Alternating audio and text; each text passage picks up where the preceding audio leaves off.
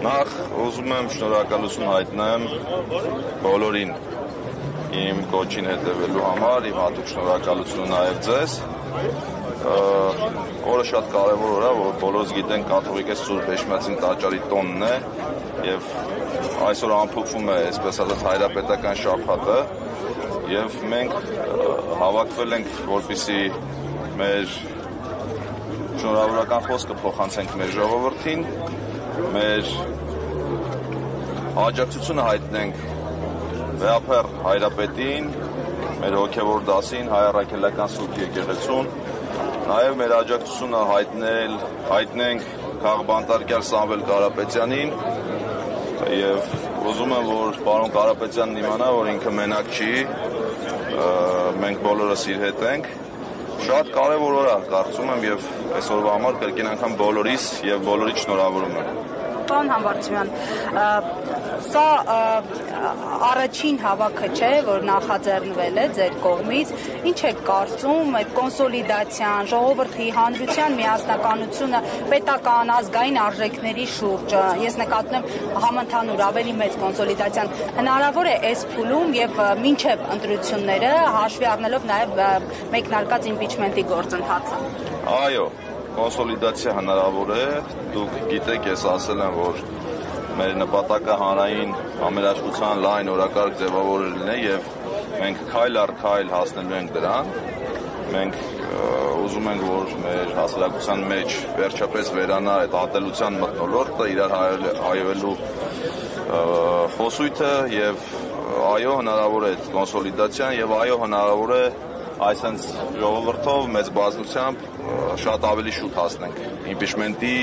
սկսված իմպիչմենտի վերջնական հաղթանակին։ Հաշվի առնելով ռեպրեսիաները, այս վերջին շրջանի, հատկապես նաև Սամվել Կարապետյանի կալանավորման փաստը եւս մեկ անգամ ձեզ հարցնեմ, թեև մեկ անգամ արդեն հարցնել եմ, չեք վախենում թիրախավորվելուց, որ նաև այսպիսի ճակատագրից, որ ընդհանրեն աջակցության խոսքի համար կարող եք հայտնվել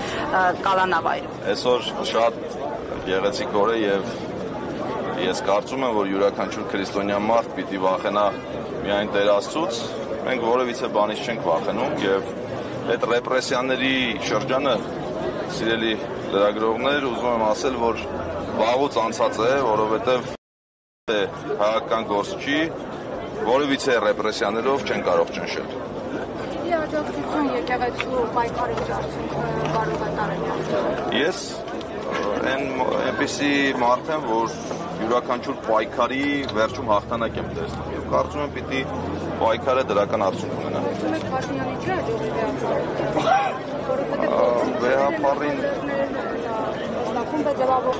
Վեհափարը իր տեղում է եւ եկեղեցին է որոշում, ով պիտի լինի վեհափար եւ իրենց կանոններով էլ պիտի շարժվեն առաջ, թե ինչ հանձնախումբ են ձևավորել եւ ինչ են անում, այդ չգիտեմ արդեն։ Կարծում եք չի հաջողվի իշխանությունը։ Վստահ եմ չի հաջողվի։ Հասարակական աջակցություն կա։ Իհարկե կա, չեք տեսնում։ Ցտեմ եւ էլի ասեմ, որ մենք ենք եկեղեցի։ Մենք բոլորս հայ առաքելական եկեղեցու հետևորդներ ենք։ Դուք իրատեսական եք տեսնում, որ մինչև 2026 թվականը իշխանախոսություն հնարավոր է իրականացնել, հավաստարություն Ես իրատեսական եմ համարում իմպիչմենտի սկսված գործընթացը հաղթական ելքով ավարտելու, այո։ Պարոն Համբարձումյան, նաև կուսակցության անդամները նշել են, որ ակտիվ գործընթացների են դիմելու, նշել են նաև պարտի տնօրինության պատգամավորները, երբ է սպասվում այդ ակտիվ գործընթացը։ Տեսեք, բաներ կան, որոնց մասին ճիշտ չեմ համարում խոսել։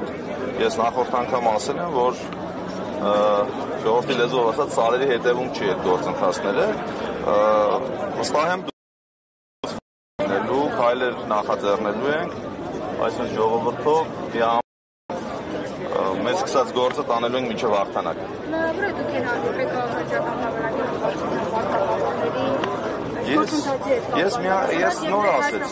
Ես նոր ասեցի, ես